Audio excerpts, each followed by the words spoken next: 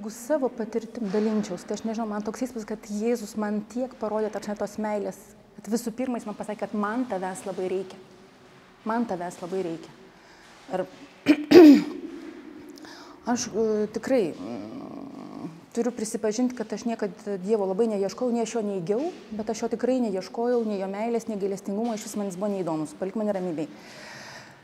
Bet jisai tiesiog paėmė taip ir padarė per žmonės, per įvykius, jis mane čianais atsivedė, pasodino ir pasakė man svarbius žodžius ir man būtina, ir jis tai padarė, kad aš čia šalia gyvenčiau, kad aš čia šalia dirbčiau.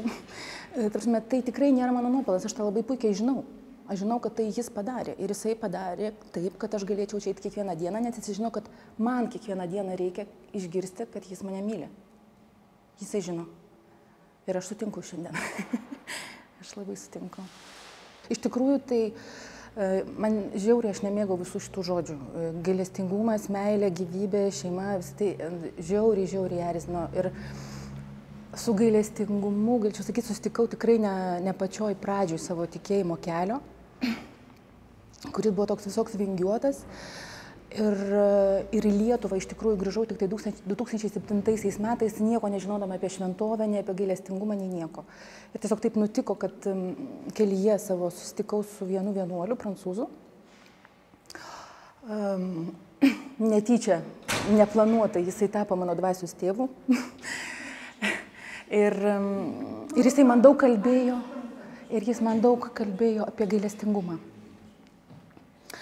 Ir jisai vis man kalba apie tą gailestingumą ir aš prisimenu, kaip mane labai erzino tos kalbos apie gailestingumą. Ir aš prisimenu, kad aš vieną kartą paimu ir pratrūkau ir sakau, užtenka apie tą gailestingumą. Kiek galima apie tą gailestingumą, aš noriu kažko konkretaus. Gailestingumas. Ir kažkaip jis taip ramiai pasakė, nesusijęs, sako, tai Vilniuje yra Jėzaus gailestingojo paveikslas, tai labai konkretu. Ir kažkodėl tai man tie žodžiai kažkaip suveikė.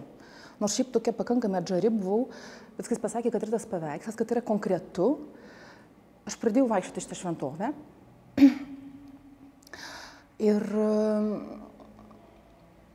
kaip pasakyti, iš tikrųjų, pavyzdžiui, man labai džiaugiausi, kad po šito paveikslo nebuvo parašyta myliu tave, o aš pasitikiu tavimi.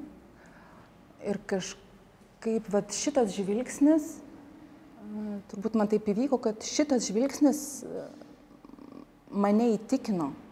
Kuo aš daugiau čia sėdėjau ir kalbėjau su Jėzum, tuo jis labiau mane įtikino, kad tai yra rimta. Jėzus mane myli. Tu mane myli. Ne tai, kad Jėzus mane, bet tu mane myli. Ir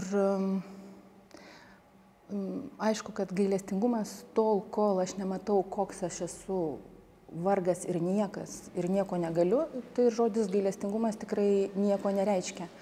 Jeigu man nereikia Dievo pagalbos, tai man tikrai nereikia ir jo gailestingumo. Jeigu aš nesu kalta, jeigu aš nežinau, kad aš esu kalta, tada man reikalingas ir gailestingumas. O aš jau kai atėjau žinau, kad man gailestingumas reikalingas.